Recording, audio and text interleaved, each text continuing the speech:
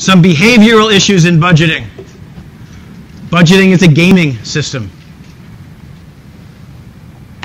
Remember, one of the purposes of budgeting is you want to use it as a way of evaluating your management, your responsibility center management. Well, if the manager does not feel a degree of control over the budget process, that manager is not going to own that process, and if they don't own it, they're probably not going to care as much as they should as to whether or not they meet it, which is why you tend to want to do a bottom-up budget.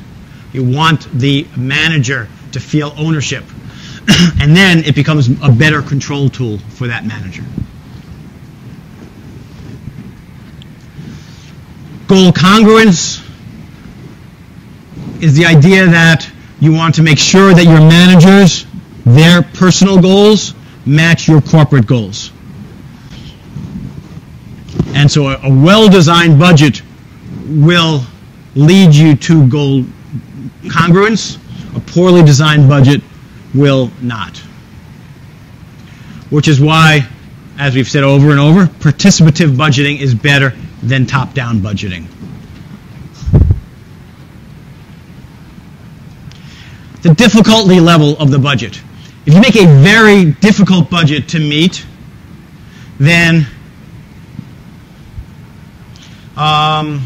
discourages the managers. I can't make it, I don't care. My bonus is based upon whether I make budget. I have no chance of making budget. Oh well, not getting a bonus this year. You dissent them from working the very best they can with a very difficult budget.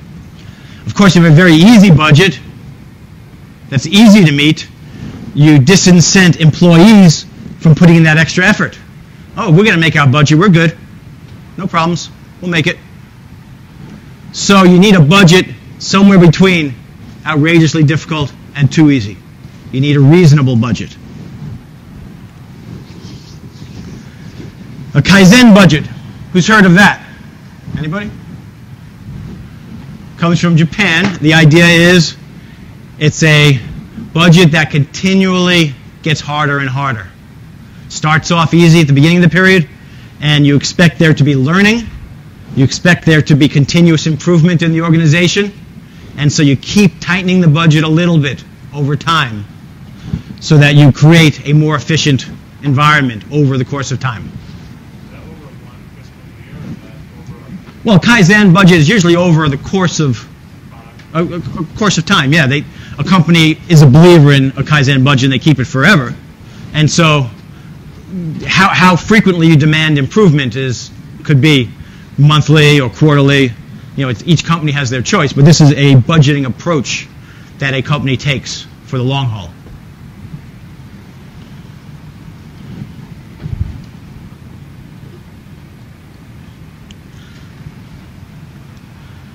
Okay, budgetary slack. Anyone who's ever produced a budget has attempted to produce some slack. You know, you just throw some stuff in there. Just padding the budget, trying to give yourself and your employees a little room to breathe. That's what the bottom-up approach will do. And that's why you have also the top pushing and trying to find that happy medium in between. And then there's this thing called spending the budget. Spending the budget. This is rampant. This happens for real in every company I've ever been in. The idea is the budget ends in December. You know, January's the new year. You're in December, and you haven't quite spent all the money you had. And since most companies don't budget zero-based budgets, they budget off the previous year's budget. You want to spend up to your budget level. Otherwise, senior management's going to say, look at that. We budgeted them $1 million. They only spent $900,000. Let's only give them $850,000 next year, right? So you're going to spend everything you can so you get back up to that $1 million, so they give you $950 for the next year. It's called spending the budget. It's real. And you know, it's not just real at the junior level. You'll have senior people telling junior people, spend. You know, pre-buy, pre-purchase things that you'll need next year so that you get up to your budget level. It's not just the concept of a junior responsibility level manager doing that. It permeates organizations.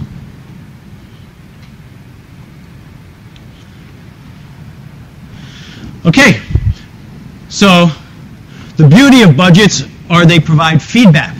But a master budget alone doesn't provide a whole bunch of feedback except to say, here's what we expected and here's what we did. It doesn't answer the question why. And that's where flexible budgeting will come in later chapters. And the use of variance analysis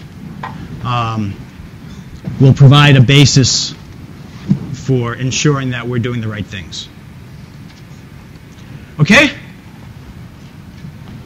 That's master budgeting. Any questions on that? Okay. Okay.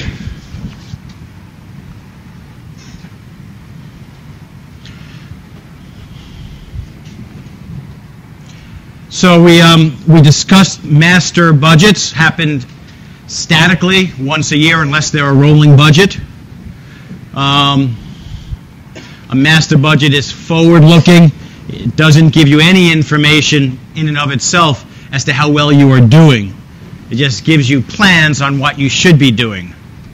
So we need a set of tools to tell us in reasonably quick, real time how well we're doing versus our plans. And not only how well are we doing, but to the extent we can, why are we doing what we're doing? Because if you can figure out why, then you can take corrective actions if there are problems. So we'll talk about flexible budgets. Chapter 7 talks about flexible budgets in relation to direct costs. Chapter 8 talks about flexible budgets in relation to indirect costs. It's my goal to get through them both in the next hour and 10 minutes. And probably, as we did 2 weeks ago, give you all one class problem to work as a team to hand in next week, rather than try to squeeze that in to the next hour.